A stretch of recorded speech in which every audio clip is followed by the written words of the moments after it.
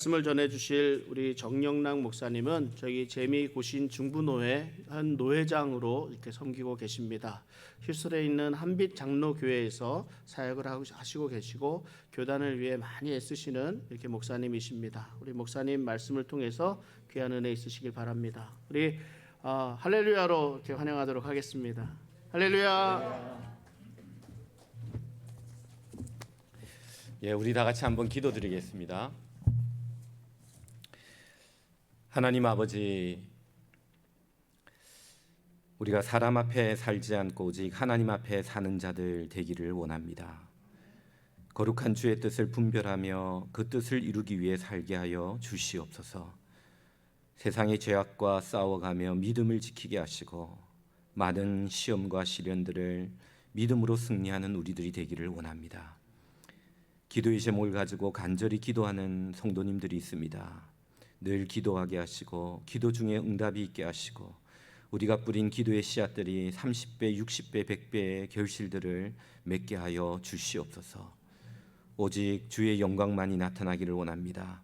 오늘도 주의 거룩한 역사가 우리 가운데 나타나기를 원하오니 이 예배를 통하여 우리가 거룩하게 되게 하시고 또 임직 받으시는 우리 안수 집사님, 권사님들 주의 말씀을 마음속에 깊이 심지가 굳게 박히는 귀한 역사가 있는 이 시간이 되게 하여 주시옵소서.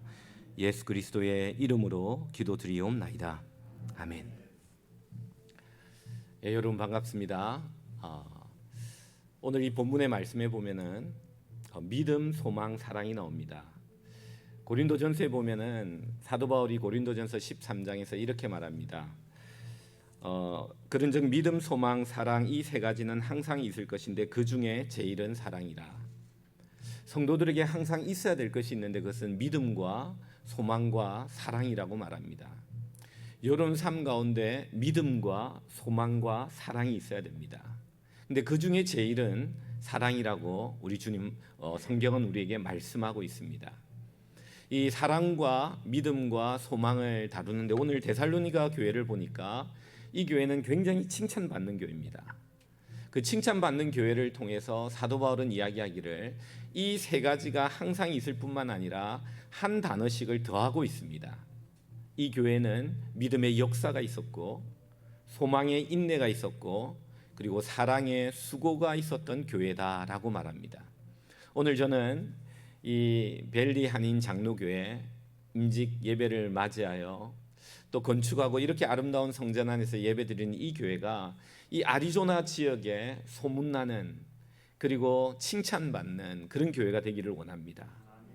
그러기 위해서 또 오늘 임직받는 5분들이 이 하나님이 내가 임직받을 때 나에게 주신 말씀이 무엇인지를 평생 기억하며 살기를 원합니다.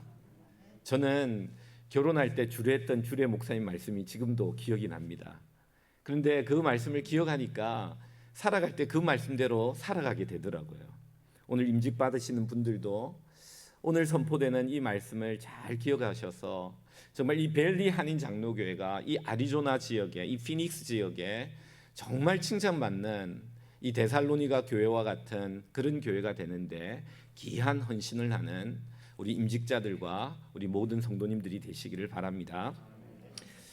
오늘 본문에 보면은 믿음의 역사가 있어야 된다고 말합니다. 여러분 믿음의 역사, 믿음을 가진 사람은 그 믿음 안에서 파워, 힘이 나온다고 말합니다. 여러분 믿음을 가지면요, 그 믿음은 우리에게 어떤 힘을 줍니다. 어떤 역사를 일으킵니다. 어떤 역사를 일으키느냐? 이 믿음을 가진 사람에게는 하늘의 평화가 임합니다. 하나님이 이 믿는 자들에게 주시는 놀라운 하늘의 평화의 역사가 있는데 이 평화의 역사가 임하기만 하면 어떤 역사가 일어났냐? 두려움, 염려가 사라집니다. 걱정이 없습니다. 어떤 일을 만나도 놀라지 않습니다. 왜요? 하나님을 믿기 때문에. 여러분 정말 여러분이 하나님 앞에 믿음을 가진 하나님의 사람이 되고 싶다면 믿음의 역사를 가져야 됩니다. 내가 믿음을 가졌다라고 할 때 그 믿음의 역사가 나타나야 됩니다. 그게 뭐냐? 내 안에 있는 평화입니다. 이 평화는요, 하나님이 우리에게 주시는 거예요. 하나님이 우리에게 주시고 나면요, 이 세상 살아갈 때 염려할 일이 없습니다. 놀라지 않아요. 모든 일들 가운데 하나님의 뜻이 있고 하나님의 계획이 있음을 알고 그 뜻과 계획을 발견해 나가고 알아가는 과정입니다.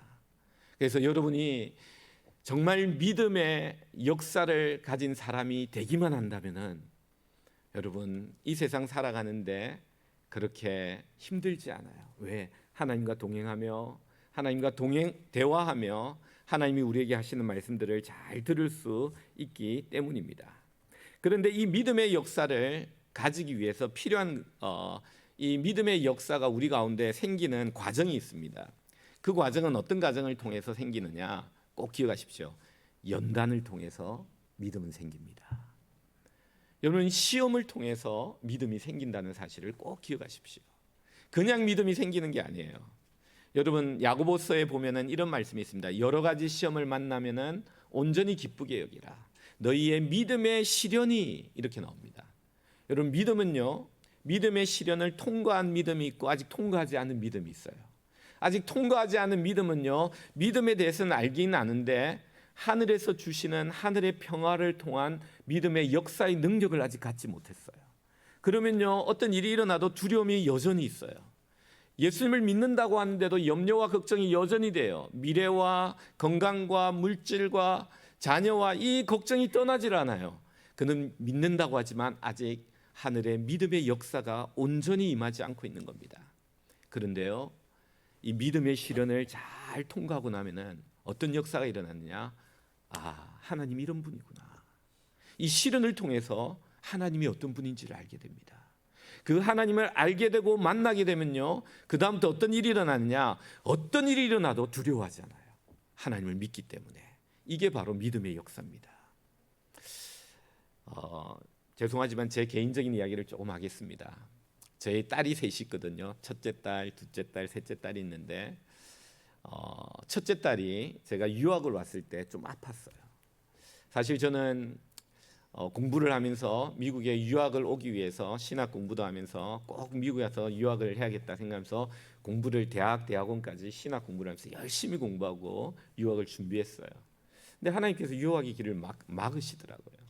그래서 그냥 하나님 막으셔서 1년 더 준비하면서 유학을 가려고 했는데 하나님의 뜻이 또 그냥 교회에서 사역하기를 원하시더라고요.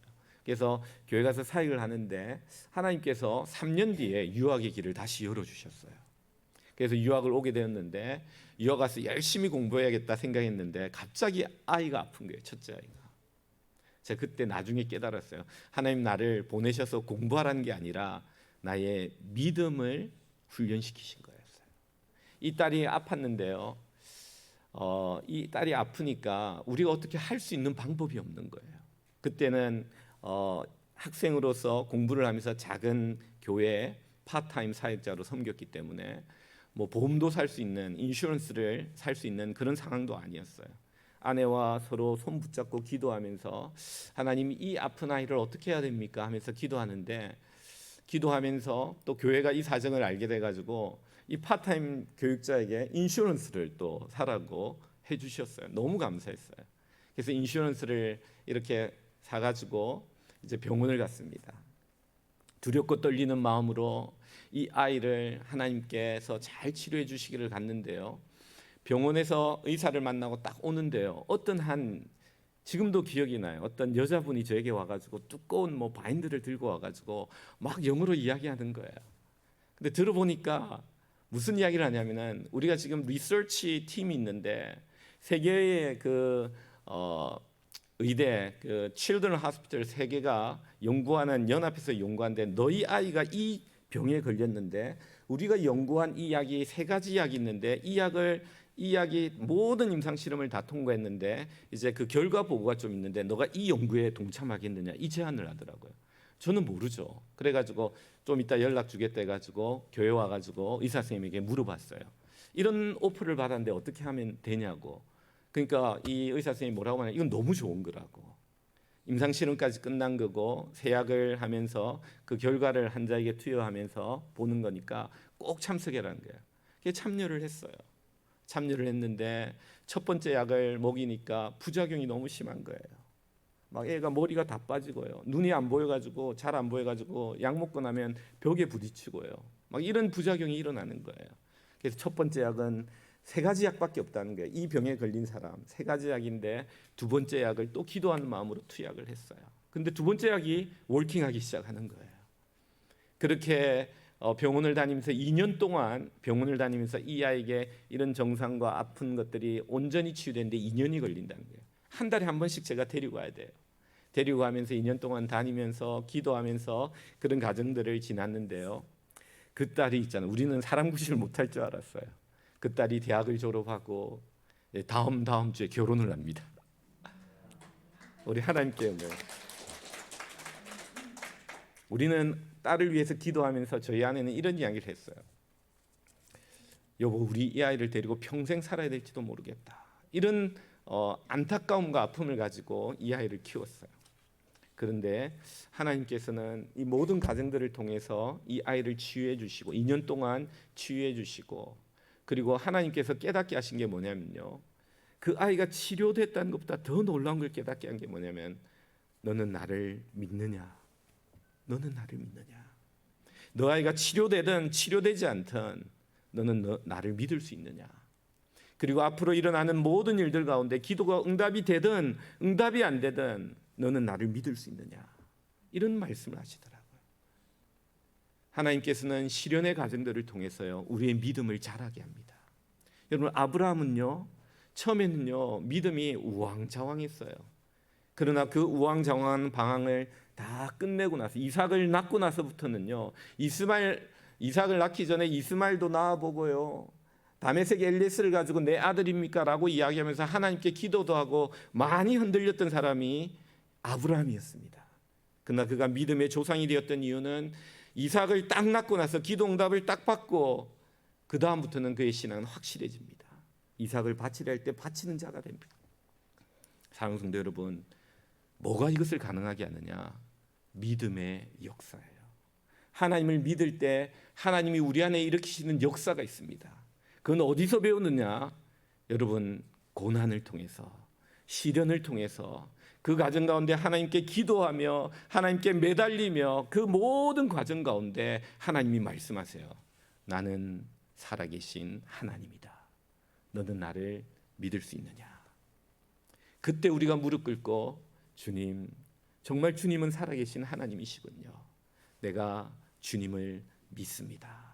라고 고백하는 사람들에게는요, 어떤 역사가 일어나느냐? 하늘의 평화가 임합니다. 그 다음부터는요, 어떤 일을 만나도 여러분 그렇게 흔들리지 않아요.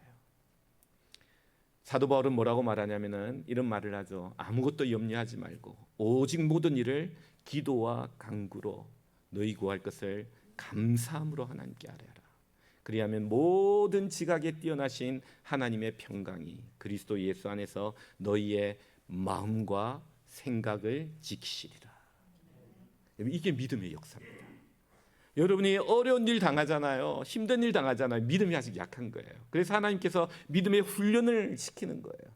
그걸 붙잡고요, 기도와 간구로, 기도는요 하나님 묵상하는 거예요. 간구는 하나님 요구하는 거예요. 그 다음에 감사함으로, 주님, 모든 이런 것들을 범사에 감사하면서 기도해 나가다 보면요, 하나님의 평강이 우리의 마음과 생각을 지키시는 역사가 일어납니다.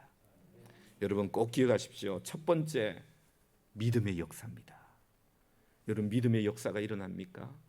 여러분, 어려운 일, 힘든 일, 걱정, 염려되는 일 만날 때마다 내 안에 하늘의 평강이 임하여서 염려하지 마라, 두려워하지 마라, 나는 내 하나님이 됨이라, 나는 너와 함께 할 것이다, 나의 의로운 오른손이 너를 붙들 것이다 라는 이런 확신에 찬 하나님의 음성을 우리가 들을 수만 있다면 그 사람은요, 믿음의 역사가 있는 사람입니다. 두 번째는요, 오늘 본문은요, 소망의 인내를 이야기합니다. 소망의 인내. 우리가 어떤 사람이 인내할 수 있느냐? 소망을 가진 사람이 인내할 수 있어요. 여러분, 인내는요 참 힘든 겁니다. 그런데요, 인내를 기쁘게 할 수 있는 비결이 어디 있느냐? 소망을 가질 때 인내할 수 있습니다. 여러분, 이 교회 짓기 전까지 얼마나 힘들었습니까? 그러나 짓고 완성될 그 날을 바라보며 소망을 가지고 인내하며 이 모든 어려움을 다 감당한 줄 압니다. 성도들은요 어떻게 살아갔냐면은 마지막 날 예수 그리스도를 만날 것을 생각하며 이 땅의 모든 어려운 일들을 다 이겨나가며 그 소망의 날을 바라보며 살아가는 존재예요. 그래서 여러분 우리는 소망의 인내를 알아야 됩니다. 소망의 인내를 가진 사람은 하나님 주신 확실한 소망, 약속을 붙잡은 사람은요 인내하는 그 시간이요 즐거운 시간입니다. 여러분 인내의 시간은 낭비의 시간이 아니에요. 오해하지 마십시오. 인내의 시간은 어떤 시간이냐면은 굉장히 창조적이고 생산적인 시간입니다. 내가 하나님께 깊이 뿌리 내리는 시간입니다. 여러분 인내의 시간을 통해서 어떤 것들이 형성되냐면은 영적 근육이 만들어져요. 기도하고 말씀하며 하나님의 약속을 붙잡고 인내하는 가운데 내가 점점 하나님의 사람으로 변화되는 것이 바로 인내의 시간이에요. 그래서 이 인내를 온전히 이루면요 온전한 인격의 사람이 되는 겁니다. 여러분 그 시간을 소모적인 시간이라고 생각하지 마세요. 근데 이 인내의 시간은 고통스러운 이유가 어디 있냐면요 이 인내의 과정 가운데 나를 죽이는 시간이에요. 여러분 인내는 어떤 시간이냐면 하나님 말씀에 깊이 뿌리 내리며 하나님을 묵상하고 하나님을 알아가는데 그러면서 나를 죽이는 시간이에요. 제가 젊은 우리 가정들에게 그런 설교를 해요. 여러분 아내 앞에서 죽지 말고 하나님 앞에서 죽으십시오. 여러분 기처가 합니까? 경처가 합니까? 아내만 보면 경기를 일으킨 사람을 경처가라 그런대요. 예. 애처가 정도가 아니라 아내 말만 들어도 막 경기를 일으키는 사람 경처가라 그래요. 기처가는 뭐냐면 아내만 보면은 살살살 뭐 피하고 기어다닌다고 기처가라 그런대요. 요즘 젊은 사람들 얼마나 아내를 위해서 잘하는지 몰라요. 아내한테 죽는 모습이에요. 근데 여러분 그걸 아셔야 돼요. 우리가 하나님 앞에 죽어야 돼요. 이 소망의 시간, 소망을 바라보면서 인내의 시간에 하나님 앞에 죽어간다는 게 뭐냐면 내 뜻을 죽인다는 거예요. 그리고 하나님의 약속이 나를 이끌어가도록 내 뜻을 내려놓고 나를 부인하고 하나님의 뜻이 온전히 내 안에 채워지도록 하는 것이 인내의 시간입니다. 이 인내의 시간에는 어떤 비유를 쓴다면 여러분 대장장이가 막 이렇게 재련하는 거 아시죠? 이 금을 재련할 때 있잖아요. 이 금이 얼마나 순금이 되는지 재련하는 방법은 뭐냐면 막 두드리다가 얼굴이 이렇게 비춰본대요. 대장장이 얼굴이 잘 보이면요 이거는 순금에 가까운 거예요. 아직 투명하면 계속 두드리는 거예요. 좀 더 인내의 시간이 필요한 거죠. 여러분 동일합니다. 우리가 인내의 시간 동안 내 뜻은 사라지고 오직 내 안에 하나님의 뜻이 충만해지면요 어떤 역사가 일어나느냐 그때 우리는 하나님의 때에 하나님의 소망이 이루어지는 것을 경험하게 되는 겁니다. 제가 이제 시카고에서 부교육자 생활을 했는데요 제가 부교육자 생활을 한 약 20년 정도 했는 것 같아요. 한국과 미국 다 합쳤어요. 부교육자 생활을 한 20년 정도 했는데 제가 이제 담임 목회를 나가야겠다라는 생각을 했어요. 그때 나이가 한 둘, 셋 정도 됐던 것 같아요. 그래서 담임 목사님과 이야기하고 목사님 오신 지도 이제 한 3년 정도 되시고 2년 정도 되시고 많이 안정되고 이제 저는 이제 담임 목회지를 기도하면서 찾아가야겠습니다. 그러니까 담임 목사님 그렇게 하라는 거예요. 그래서 그때부터 기도하면서 이제 원서를 준비하고 이렇게 하는데 하루는 새벽 기도 때 기도하고 저는 이제 제일 끝에서 새벽 기도 때 했거든요. 저 끝에 자리쯤에 기도했어요. 기도하고 이렇게 하나님 기도하면서 사역지를 위해서 기도하면서 길을 인도해 달라고 기도하는데 하나님 이런 마음을 주시더라고요. 너 지금 잘못하고 있다는 거예요. 음성이 들린 게 아니라 내 마음의 깨달음이 너 지금 잘못하고 있다는 거예요. 너가 지금 부교육자로서 지금 있는 맡은 직분에 충성을 다해서 열심히 사역해야지 어디 갈지를 지금 네가 걱정하고 막 지금 알아봐서 되겠느냐 이런 음성을 주시면 하나님 뭐라고 하냐면은 네가 있는 자리에서 최선을 다해라. 그리하면 길들이 열릴 것이다. 이 마음이 확 올라오더라고요. 그래서 준비하는 걸 다 내려놨어요. 그러면서 그 다음에 또 기도하는데 하나님이 어떤 마음을 주시냐면요. 너가 준비한다고 되는 게 아니라 너가 열심히 있는 자리에서 최선을 다해서 사람들이 너를 인정하면 너 주위 사람을 통해서 길들이 열릴 것이다. 이런 말씀을 마음에 주시더라고요. 뭐 음성을 들은 건 아니에요. 기도를 하는데 하나님 그런 깨달음을 주시더라고요. 내가 그때부터 이제 준비하는 걸 다 내려놓고 열심히 사역만 했어요. 열심히 사역만 했는데요. 이게 소망의 음성이었어요. 너 걱정하지 마라. 미래에 대해서 걱정하지 마라. 내가 책임진다. 너는 너 맡은 자리에서 최선을 다해라. 때가 되면 하나님의 때에 내가 열어준다. 이 말씀을 주시니까 이 기다리는 시간이 있잖아요. 이 힘든 시간이 아니라 그냥 열심히 최선을 다하게 되는 거예요. 내 맡은 자리에서. 그런데 어떤 역사가 일어났냐. 딱 정확히 한 1년 정도 지나니까요. 어떤 장로님이 저에게 오셔가지고 정 목사님 여기 교회가 있는데 이 교회 한번 원서 넣어 보시겠습니까? 그러더라고요. 그 너가 간 교회가 바로 휴선 한빛 장로교회예요. 하나님 그렇게 인도하시더라고요. 근데 놀라운 건요. 그분이 말하고 나서 1주, 2주, 3주 있잖아요. 그 지나서 계속 두 분이 더 저에게 와가지고 목사님 여기 좀 제가 하는 이러면서 십자가교회 양승일 목사님 아시죠? 그분이 그쪽 사임하고 오신 그 교회인데 그 아는 분이 목사님 그쪽 교회가 비었답니다. 그쪽 교회 이렇게 하면서 또 누가 와가지고 또 이야기를 저에게도 하고요. 그래서 제가 깨달았어요. 하나님께서는 말씀을 우리에게 주시고 그 말씀의 소망의 말씀이 되게 하신 다음에 우리를 그 하나님의 뜻에 맞춰서 우리를 인내하면서 그 인내의 순간에 우리를 준비시키고 구비시켜 가지고 하나님의 온전한 나는 죽고 예수님이 온전히 살아나면서 예수님의 뜻이 내 안에 가득 찰 때까지 기다렸다가 하나님의 때에 하나님의 일을 하는구나. 이걸 깨달았어요. 사랑하는 성도 여러분, 오늘 이 데살로니가 교회는요. 소망의 인내를 가졌다는 것은요. 크게 보면은 내세 주님 만날 그 마지막 날을 생각하면서 이 땅의 모든 어려움과 힘든 것을 다 인내하면서 기쁘게 주님 오심을 기다리는 그런 교회였다는 겁니다. 근데 그것을 우리의 삶에 적용한다면 우리도 그렇게 살아야 되고요. 또 여러분이 살아가는 삶 속에 어떤 소망들이 있잖아요. 바라는 것들이 있잖아요. 그 바라는 것들에 하나님께서 소망의 말씀이 선포되고요. 여러분의 뜻들이 사라지고 하나님의 뜻들이 채워진다면요. 여러분 그 뜻이 이루어지기까지 초조한 시간이 아니에요. 그건 기쁨의 시간이에요. 그리고 그 시간은요. 낭비의 시간이 아니에요. 내가 잘하는 시간이에요. 여러분 아이를 뵌 엄마는요. 10개월 동안 얼마나 힘든지 몰라요. 아이가 점점 자라면서 입덧도 하고요. 힘들잖아요. 그러나 10개월만 지나면은 이 아이의 생명을 기다리며 얼마나 기뻐하는지 몰라요. 여러분 기억하십시오. 소망의 인내는요. 소망을 바라보면서 인내하는 거예요. 저는 이 벨리 한인 장로교회가 앞으로 정말 하나님께서 너무 축복할 것 같은 느낌이 들어요. 왜냐하면은 목사님도 좋으시고 성도님들도 너무 좋으셔가지고 교회도 좋고요. 하나님께서 축복하실 겁니다. 그런데 여러분 그 소망을 바라보면서 인내하셔야 돼요. 여러분 더 예수님 깊이 뿌리를 내리시고요. 이 교회 안에 하나님 뜻이 온전히 세워지면서 정말 훈련되어지고 하나님이 기뻐하는 오직 하나님만 이 교회에 영광을 받는 그런 교회가 될 때 하나님이 이 교회를 분명히 사용하셔서 여러분이 받은 그 소망이 아름답게 이루어질 겁니다. 그런 교회가 되기를 바랍니다. 마지막은요. 사랑의 수고입니다. 사랑의 수고. 사랑은요 동사란 말이 있어요. 명사나 형용사 간에 사랑은 데피니션을 하고 어떤 형용을 하며 묘사하는 게 아니라 사랑은요 행동입니다. 그래서 오늘 성경은 뭐라고 말하면은 사랑의 수고라고 말합니다.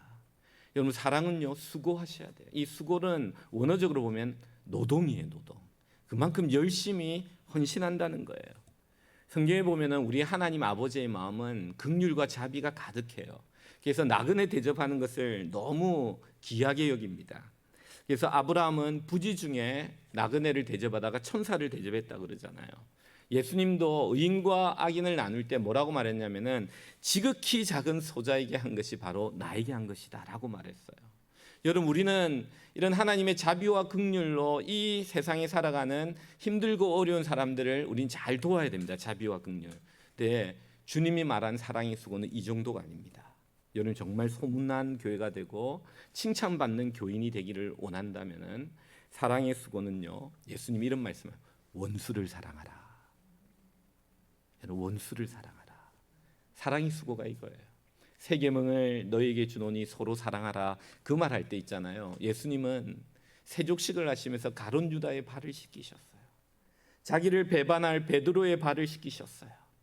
자기를 의심하는 도마에 발을 씻기시고 난 다음에 뭐라고 말씀하냐면은 이렇게 말씀하신 거예요. 원수, 너희들에게 새 계명을 주노니 서로 사랑하라.